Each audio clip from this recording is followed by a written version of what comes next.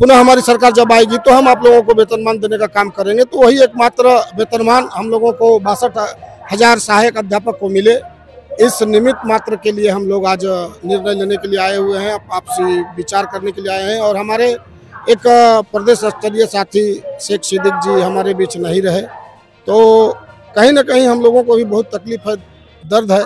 सकते हमारे साथ पारा टीचर लोग हैं और आज रांची के मोराबादी में फिर से एकजुट हो रहे हैं और जान रहे हैं कि एक तरह से चुनाव खत्म हो गया है और नया सरकार से इन लोग को भी उम्मीद है। जिस प्रकार इन लोग वेतन की मांग कर रहे थे, चुनाव से पहले भी आंदोलन कर रहे थे, लगातार शिक्षा मंत्री से भी मिल रहे थे, उसको लेकर कहीं ना कहीं अब फिर से मोराबादी में ये लोग जम रहे हैं। क्या मामला है, पूरा मामला को हम इन्हीं से जानेंगे।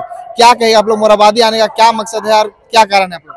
मोराबादी आने का है जो आपका सरकार गठन होने के बाद ये प्रथम बैठक है हमारा संघर्ष मोर्चा का, और एकमात्र उद्देश्य है कि सरकार ने जो वादा किया था पूर्व में और अंतिम बैठक में, जो उन्होंने कहा था कि जब हमारी सरकार बनेगी तो हम पुनः हमारी सरकार जब आएगी तो हम आप लोगों को वेतनमान देने का काम करेंगे। तो वही एकमात्र वेतनमान हम लोगों को 62,000 सहायक अध्यापक को मिले, इस निमित्त मात्र के लिए हम लोग आज निर्णय लेने के लिए आए हुए हैं, आपसी विचार करने के लिए आए हैं। और हमारे एक प्रदेश स्तरीय साथी शेख सिद्दीक जी हमारे बीच नहीं रहे, तो कहीं ना कहीं हम लोगों को भी बहुत तकलीफ है, दर्द है कि जो सुविधा सुख सुविधा हम लोगों को मिलना चाहिए वो अब तक मिला नहीं है।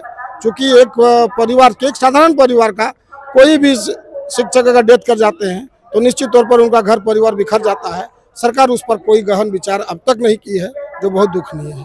क्या लग रहा है, सहायक मतलब पारा टीचर और सहायक अध्यापक की बात की, दोनों में क्या अंतर है? सहायक आचार्य, सहायक अध्यापक और पारा शिक्षक में केवल नाम को परिवर्तन किया गया है। इससे क्या बेनिफिट मिला आप लोग? कोई बेनिफिट ऐसा कुछ नहीं है। पारा शब्द को हटा दिया गया, सहायक अध्यापक रखा गया है। वो केवल इस मात्र के लिए था कि केंद्र में जो है पारा शब्द को हटाना था, और उस निमित्त मात्र के लिए उसको हटाया गया है, और जिसको नामकरण जो है सहायक अध्यापक के रूप में रखा गया है। अच्छा, अभी आप लोगों को कितना वेतन मिलता है? अभी आप 25,300 से लेकर के हाईएस्ट 100 नीचे एकदम आ जाइए 10,500 तक का मानदेय मिलता है सभी कैटेगरी का। कैसे मिलता है? कैटेगरी कैसे बांटा गया है? कैटेगरी प्रशिक्षित, अप्रशिक्षित, टेट यही बांटा गया है, जो बिल्कुल ही मतलब ये होना नहीं चाहिए था, लेकिन ये बांट करके हम लोगों को, आप लोग को पढ़ाने का एक ही काम है, सबका एक ही काम है, पर सबका जो है पेमेंट अलग अलग है। सबका एक ही काम है, सभी लोग नियमित रूप से 9 से 3 पढ़ाते हैं बच्चों को, लेकिन मानदेय में इतना अंतर कर दिया गया है। कैटेगरी कितना पढ़ाते हैं? क्लास अलग अलग रहता है या कम, जैसे कम जिसका सैलरी है वो कम क्लास वाले को पढ़ाते हैं, नीचे क्लास वाले को पढ़ाते हैं, या फिर क्या है उसमें? नहीं, सबको जनरली सब क्लास में जाके पढ़ाना पड़ता है। मतलब जिनको 10,000 भी मिल रहा है या 20,000 मिल रहा है या 22,000 मिल रहा है, वो भी 2 क्लास को पढ़ा रहे हैं, वो भी 9 तक पढ़ा रहे हैं, ये भी दोनों का सेम है? निश्चित, जो जिस कैटेगरी में बहाल हुए हैं उनको पढ़ाना। आप लोग एक तरह से मानदेय का मांग कर रहे हैं? मानदेय का बात नहीं, वेतनमान का मांग कर। वेतनमान, चूंकि हम लोग 20-22 साल से नियमित अध्ययन अध्यापन का कार्य कर रहे हैं, वो भी सुदूरवर्ती क्षेत्रों में शिक्षा का अलग जगह रहे हैं, और यहाँ का जो शिक्षा का स्तर है इतना ऊंचा बना करके हम लोग रखे हुए हैं। एकमात्र अगर शिक्षा का रीट कहा जाए तो वो पारा शिक्षक है, सहायक अध्यापक है। लेकिन आज सरकार चाहे जिसकी भी बने, लोग इस पर विचार और ध्यान नहीं दे रहे हैं। कहीं ना कहीं हम लोग हताश हैं, दुखी हैं कि 22 साल 25 साल एक जीवन का 2 दशक, तीसरा दशक में हम लोग कदम रख दिए, अपना समय का जो है बर्बाद किए, उसके बावजूद भी हम लोगों को सही मुकाम न मिलना, ये बहुत दुखनीय विषय है। वेतनमान होने से आपको क्या लाभ मिलेगा? वेतनमान से जो सरकारी शिक्षकों को मिलता है वही लाभ मिलेगा।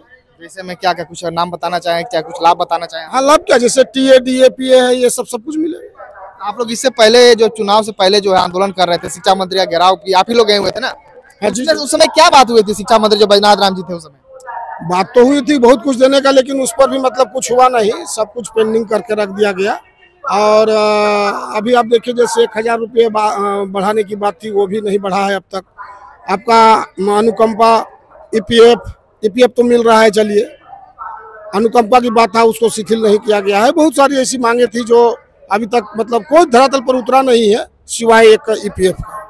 अब जो है आप लोग फिर से मोराबादी में एकजुट हो रहे हैं, क्या मकसद तो जान ही रहे हैं, क्या आगे का प्लानिंग है, आगे क्या करने वाले हैं? प्लानिंग मतलब हम लोग अभी इसके बाद जो है निर्णय लेंगे, निर्णय लेने के बाद मंत्री विधायक जी से मिलेंगे जो सत्ता पक्ष के हैं, मुख्यमंत्री जी से भी मिलेंगे। अगर वो हमारी जो मांग है उस पर वो विचार करते हैं, चूंकि वो बोले हैं कि हमारी सरकार बनेगी पुनः तो हम लोग पारा शिक्षक को वेतनमान देंगे। उस एवज में हम लोग से मिलेंगे। अगर यदि वो हमारी बातों को नहीं मानते हैं, नहीं रखते हैं, तो हम लोग फिर आंदोलन के लिए उग्र होंगे।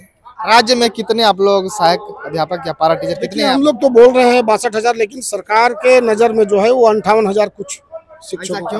ऐसा क्यों? चूंकि वो रिटायर कर गए, कुछ डेथ कर गए, इस प्रकार का है। प्रत्येक महीना 2 महीना में तो 4, 5, 10 शिक्षक रिटायर कर रहे हैं। आप लोग पे ध्यान दे रहे हैं, जैसे अभी सहायक आचार्य का परीक्षा हुआ उसमें भी आप लोगों को कहीं ना कहीं बेनिफिट मिल रहा है। आप ही बताइए ना कि कौन सा ऐसा मतलब ये है कि आज पूरे हिंदुस्तान में आप जाके देख लीजिए, कहाँ सहायक आचार्य का परीक्षा कब हुआ? सहायक आचार्य का एग्जाम नहीं हुआ झारखंड में? झारखंड का नहीं, पूरे भारत में आप ले लीजिए। झारखंड ही एक लौता ऐसा राज्य है जहाँ एक अलग अलग कानून, एक अलग अलग नियम बना करके पारा शिक्षकों को शोषित करने का काम सरकार के द्वारा किया जाता है। बेनिफिट मिल रहा है आपको? कोई ऐसा बेनिफिट नहीं है, कोई ऐसा बेनिफिट नहीं है। अभी तक तो बहाली तक नहीं हुआ। कहाँ हुआ है बहाली? नहीं हुआ, अभी तो कोर्ट में मामला चल रहा है। एक तरह से मामला कोर्ट में चल रहा है, बस यही लटकते रहेगा, लोग रिटायर करते जाएंगे। मामला तो यही है कि आप स्वच्छ और सुंदर ढंग से, सरकार किस लिए गठन किया जाता है कि हम सारी समस्या को समाधान करके सबको, जो हमारा जनता का, ये हमारे जो जनता है, जो हमारे कर्मी है, उनको हम सुख सुविधा दे सके। इसके लिए ना हम लोग सरकार का निर्माण करते हैं, तो वो सुविधा हम लोगों को नहीं प्राप्त हो रही है। जो अभी क्या किन्हीं से बात हुई? अभी जो शिक्षा मंत्री हैं यहाँ के वर्तमान, रामदास सोरेन जी, क्या उनसे मुलाकात हुई है, बातचीत हुई है कुछ? हमारे बहुत सारे शिक्षक साथी, हमारे जिला अध्यक्ष, हमारे मोर्चा के सदस्य मिले हुए हैं, उनसे मांग पत्र को रखे हुए हैं। वो कह रहे हैं कि करेंगे, लेकिन आज जो बैठक रखी गई है वो बैठक में निर्णय लेंगे कि कब किस मंत्री से मिलना है।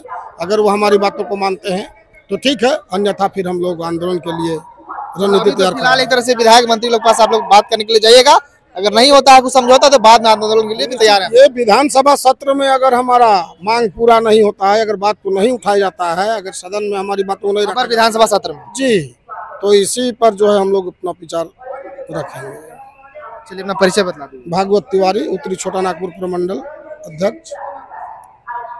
तो देख सकते हैं हमारे साथ जो है मोराबादी से हम आप लोग को वीडियो दिखला रहे हैं, और यहाँ पे जितने भी पारा शिक्षक लोग हैं वो लोग पहुंचे हुए हैं। राज्य में करीब जो है 62,000 पारा टीचर हैं, पर फिलहाल जो है सरकार का आंकड़ों में 58,000 है।